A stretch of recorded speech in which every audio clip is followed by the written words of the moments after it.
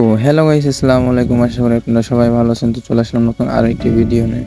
তো আজকের ভিডিওটা মূলত একটা ভৌতিক কাণ্ড, যেটা আমার কালকে রাতে আমার সাথে ঘটে গেছে। তো কালকে রাত যখন আমি রাতে গেম খেলতেছিলাম প্রায় 12টার দিক দিয়ে, তো তখন আমি আর আমার ফ্রেন্ড মরিয়ম খেলতেছিলাম।